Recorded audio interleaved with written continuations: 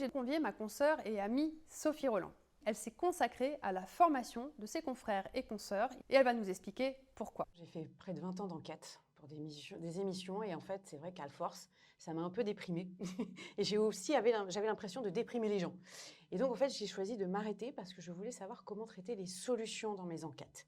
Et donc, du coup, je me suis formée au journalisme de solutions. Et parallèlement, je me suis formée moi-même aux enjeux climatiques.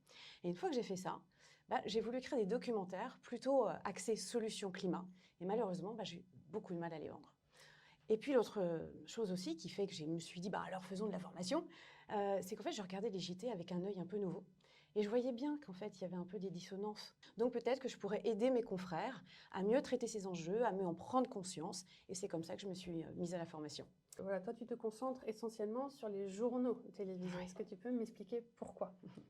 D'abord parce que je viens de là. Moi, j'ai fait 13 ans de JT, donc je sais ce que c'est un JT. Je connais la complexité de fabriquer un JT tous les jours. Et puis pourquoi les JT? Parce qu'il y a beaucoup de gens, beaucoup de Français qui regardent les JT. On a plus d'un Français sur 6 qui regarde tous les soirs ces journaux d'information. C'est un rendez-vous populaire, familial, où les Français ont confiance encore dans ces JT. C'est peut-être justement l'endroit où on peut essayer d'avoir de l'impact et de faire bouger les choses. Oui. Qu'est-ce que c'est qu'un bon JT du coup? Un bon JT, déjà, pour moi, c'est le bon équilibre. Et il n'est pas toujours facile à trouver. Quand on a une actualité très, très anxiogène, c'est difficile de se dire « Oh là là, il va falloir qu'à un moment, je rééquilibre un petit peu mon journal pour ne pas désespérer les gens. » C'est un petit peu ce qu'a mis en place la BBC. Elle a en fait mesuré les attentes de son public.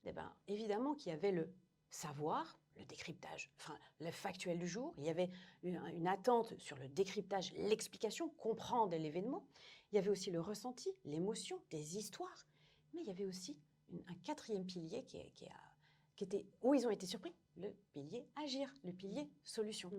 Et quelle astuce tu donnes, toi, aux professionnels que tu formes? Moi, j'aime bien maintenant utiliser les fameuses attentes du public de la BBC, ces fameux 4 piliers, et de se dire, alors attention, est-ce que le journal que je vais faire là, il ne va pas effectivement effrayer les gens?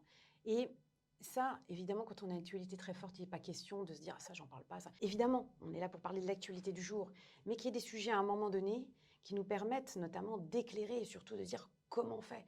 Quand on a les inondations à Valence, il y a un moment, on a envie d'avoir un sujet solution sur comment on peut s'adapter, quelles leçons on peut tirer. Je pense que c'est vraiment cette espèce de réflexe, d'avoir cet équilibre et de la nuance dans la couverture que j'essaye effectivement de donner aux journalistes.